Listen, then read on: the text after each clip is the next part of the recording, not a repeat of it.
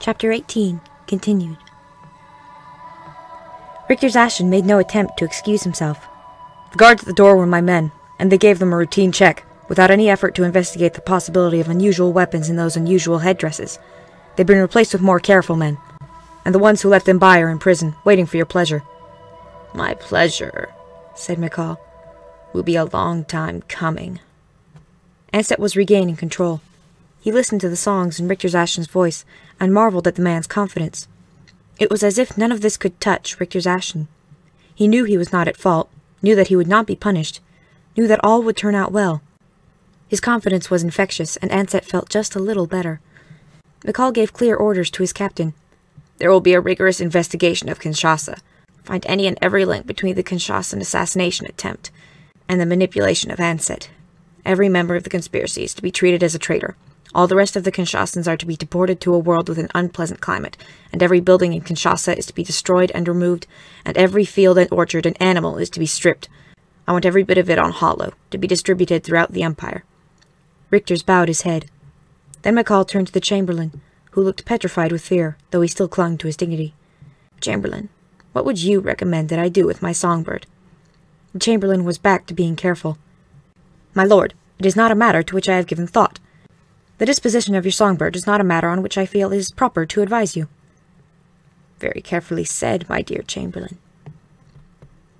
Ansett struggled to keep control as he listened to their discussion of what should be done with him.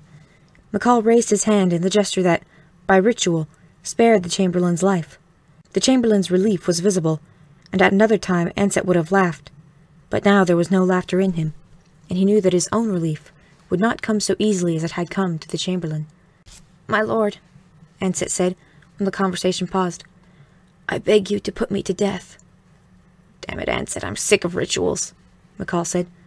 This is no ritual, Ansett said, his voice tired and husky from misuse. And this is no song, Father McCall. I'm a danger to you. I noticed, McCall said dryly. Then he turned back to the Chamberlain. Have Ansett's possessions put together and ready for travel. I have no possessions, Ansett said. McCall looked at him in surprise. I've never owned anything, Ansett said. McCall shrugged, spoke again to the Chamberlain.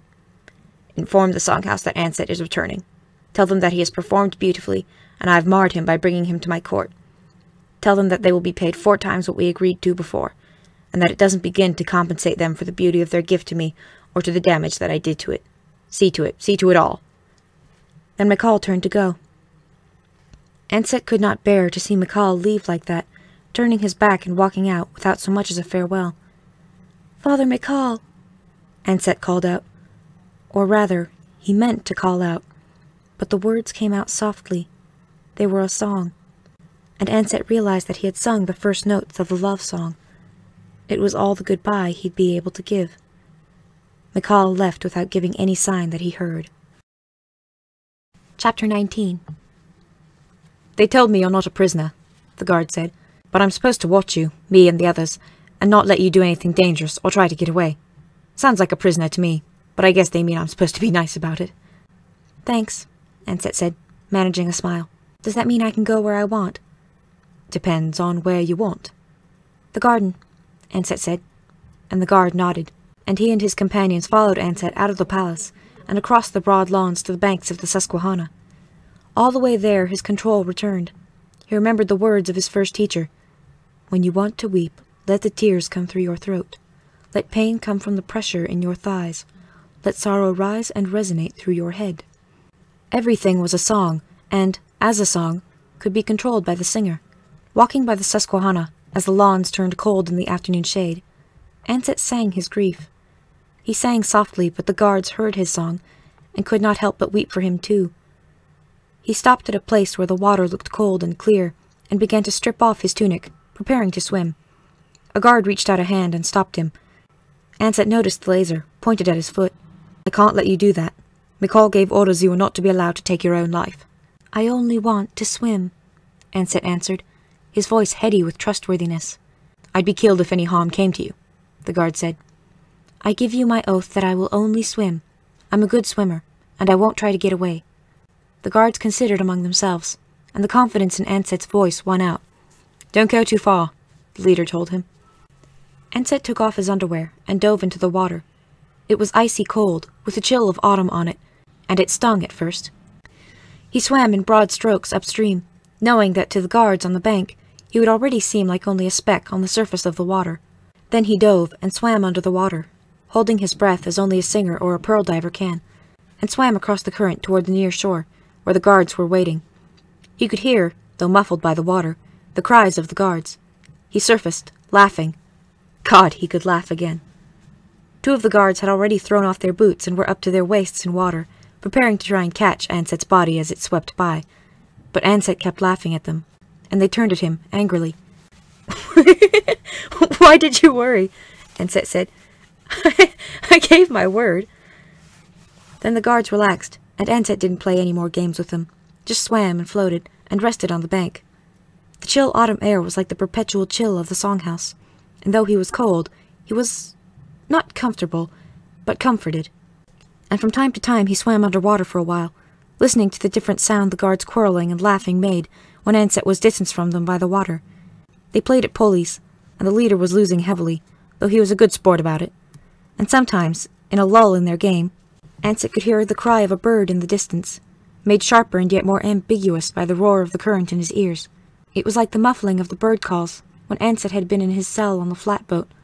The birds had been Ansett's only sign that there was a world outside his prison, that even though he was caught up for a time in madness, something still lived that was untouched by it. And then Ansett made a connection in his mind, and realized he had been terribly, terribly wrong. He had been wrong, and McCall had to know about it immediately, had to know about it before something terrible happened, something worse than anything that had gone before. McCall's death. Ansett swam quickly to the shore, splashed out of the water, and without any attempt to dry off, put on his underwear and his tunic and started off toward the palace. The guards called out, broke up the game, and chased after him. Let them chase, Ansett thought. "Stop!" cried the guards. But Ansett did not stop. He was only walking. Let them run and catch up. "Where are you going?" demanded the first one to reach him. The guard caught at his shoulder, tried to stop him, but Ansett pulled easily away and sped up. "To the palace," Ansett said. "I have to get to the palace." The guards were gathered around him now, and some stepped in front of him to try and head him off. "You were told I could go where I wanted." "With limits," the leader reminded him. "Am I allowed to go to the palace?" A moment's pause. "Of course. I'm going to the palace." So they followed him, some of them with lasers drawn, as he entered the palace and began to lead them through the labyrinth. The doors had not been changed. He could open any that he had ever been able to open. And as the guards accompanied him through the labyrinth of the palace, they grew more and more confused. "Where are we going?" "Don't you know?" Ansett asked innocently. "I didn't know this corridor existed. How could I know where it leads?" And some of them speculated on whether they would ever be able to find their way out alone. Ansett did not smile, but he wanted to. They were passing close to the kitchens, the mess hall, the guards' rooms, the places in the palace most familiar to them. But Ansett was more familiar, and left them utterly confused. There was no confusion, however, when they emerged in the security room just outside McCall's private room. The leader of the guards instantly recognized it, and in fury planted himself in front of Ansett, his laser drawn. "The one place you can't go is here," he said. "Now move, the other way." "I'm here to see McCall. I have to see McCall!" Ansett raised his voice so it could be heard in the room, in the corridor outside, in any other security room.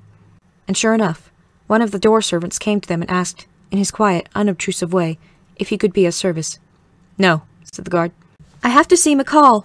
Ansett cried, his voice a song of anguish, a plea for pity. Ansett's pleas were irresistible, but the servant had no intention of resisting. He merely looked puzzled and asked the guards, "Didn't you bring him here? McCall is looking for him." "Looking?" the guard asked. "McCall wants him in his rooms immediately, and not under guard." The leader of the guards lowered his laser. So did the others. "That's right," the door servant said. "Come this way, Songbird." Ansett nodded to the guard, who shrugged and looked away in embarrassment. Then, as the door servant had suggested, Ansett came that way. Chapter 20. Ansett fit right into the madness, his hair still wet, his tunic clinging to his damp body. But he wasn't prepared for McCall and the Chamberlain and Richter's Ashton, the only others in the room. McCall was oozing joviality. He greeted Ansett with a handshake, something he had never done before. And he sounded incredibly cheerful as he said, "Ansett, my son, it's fine now. We were so foolish to think we needed to send you away. The captain was the only one in on the plot close enough to have given you the signal. When he died, I immediately became safe. In fact, as you proved today, my boy, you are the best bodyguard I could possibly have." McCall laughed, and the Chamberlain and Richter's Ashton joined in as if they hadn't a care in the world, as if they couldn't possibly be more delighted with the turn of events. But it was all unbelievable. Ansett knew McCall's voice too well. Warnings laced through everything he said and did. Something was wrong. Well, something was wrong, and Ansett immediately told McCall what he had realized. "McCall, when I was imprisoned on the flatboat, I could hear birds outside. Birds, and that's all. Nothing else. But when we went down in the boat on the Delaware, we heard children laughing on the road, and a flesket passed by on the river. I was never kept there. It was a fraud, and the captain died for it." But McCall only shook his head and laughed. The laugh was maddening. Ansett wanted to leap at him, warn him that whoever had made this plot was more clever than they had thought, was still at large. But the Chamberlain came to him with a bottle of wine in his hand, laughing just as McCall was, with songs of treachery in his voice. "Never mind that kind of thing," the Chamberlain said. "It's time for celebration. You saved McCall's life, my boy. I brought some wine. Ansett, why don't you pour it?" Ansett shuddered with memories he couldn't quite grasp. "I?" Ansett asked, surprised, and then not surprised at all. The Chamberlain held out the full bottle and the empty goblet. "For the Lord, McCall," the Chamberlain said. Ansett shouted and dashed the bottle to the floor. "Make him keep silent!" The suddenness of Ansett's violent reaction brought Richter's laser out of his belt and into his hand. Richter's had come armed into McCall's private room, Ansett realized with relief. "Don't let the Chamberlain speak!" Ansett cried. "Why not?" McCall asked innocently, and the lasers sank in Richter's grasp. But Ansett knew there was no innocence behind the words. McCall was pretending not to understand. Ansett wanted to fly through the ceiling and escape, but the Chamberlain had not stopped. He said quickly, almost urgently, "Why did you do that? I have another bottle. Sweet Songbird, let McCall drink deeply." The words hammered into Ansett's brain, and by reflex he whirled and faced McCall. He knew what was happening, knew and screamed against it in his mind. But his hands came up against his will, his legs bent, he compressed to spring, all so quickly that he couldn't stop himself. He knew that in less than a second his hand would be buried in McCall's face. McCall's beloved face. McCall's smiling face. McCall was smiling at him, kindly and without fear. For years control had come to Ansett to contain emotion. Now it came to express it. He could not hurt McCall, and yet he was driven to do it. He leaped. His hands struck out. But it did not sink into McCall's face. Instead, it plunged into the floor, breaking the surface and becoming immersed in the gel that erupted from the floor. The impact broke the skin in Ansett's arm. The gel made the pain agonizing. The bone ached with the force of the blow. But Ansett did not feel that pain. All he felt was the pain in his mind, as he struggled against the compulsion that still drove at him to kill McCall. Kill McCall! His body heaved upward, his hand flew through the air, and the back of McCall's chair shattered and splashed at the impact. The chair shuddered, then sealed itself. But Ansett's hand was bleeding. The blood spurted and splashed and skidded across the surface of the gel, spreading across the now lax floor. But it was his own blood, not McCall's, and Ansett cried out in joy. It sounded like a scream of agony. In the distance he heard McCall's voice saying, "Don't shoot him." And as suddenly as it had come, the compulsion ceased. His mind spun as he heard the Chamberlain's words fading away. "Songbird, what have you done?" Those were the words that had set him free.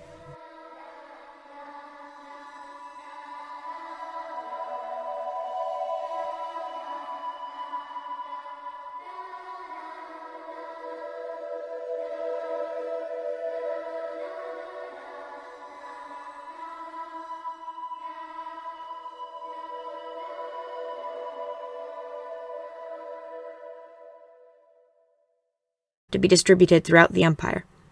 Richter's bowed his head. Then McCall turned to the Chamberlain, who looked petrified with fear, though he still clung to his dignity. "Chamberlain, what would you recommend that I do with my songbird?" The Chamberlain was back to being careful. "My lord, it is not a matter to which I have given thought. The disposition of your songbird is not a matter on which I feel it is proper to advise you." "Very carefully said, my dear Chamberlain." Ansett struggled.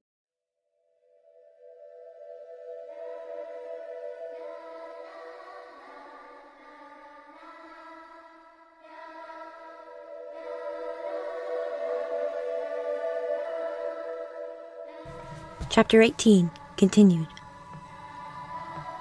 Richter's Ashen made no attempt to excuse himself. The guards at the door were my men, and they gave them a routine check, without any effort to investigate the possibility of unusual weapons to keep control, as he listened to their discussion of what should be done with him. McCall raised his hand in the gesture that, by ritual, spared the Chamberlain's life. The Chamberlain's relief was visible, and at another time Ansett would have laughed, but now there was no laughter in him, and he knew that his own relief would not come so easily as it had come to the Chamberlain. "My lord," Ansett said, when the conversation paused, "I beg you to put me to death." "Damn it, Ansett, I'm sick of rich." Confidence was infectious, and Ansett felt just a little better. McCall gave clear orders to his captain. "There will be a rigorous investigation of Kinshasa. Find any and every link between the Kinshasan assassination attempt and the manipulation of Ansett. Every member of the conspiracy is to be treated as a traitor. All the rest of the Kinshasans are to be deported to a world with an unpleasant climate, and every building in Kinshasa is to be destroyed and removed, and every field and orchard and animal is to be stripped. I want every bit of it on hollow, weapons in those unusual headdresses. They've been replaced with more careful men, and the ones who let them by are in prison, waiting for your pleasure." "My pleasure," said McCall, "will be a long time coming." Ansett was regaining control. He listened to the songs in Richter's Ashen's voice, and marveled at the man's confidence. It was as if none of this could touch Richter's Ashen. He knew he was not at fault, knew that he would not be punished, knew that all would turn out well,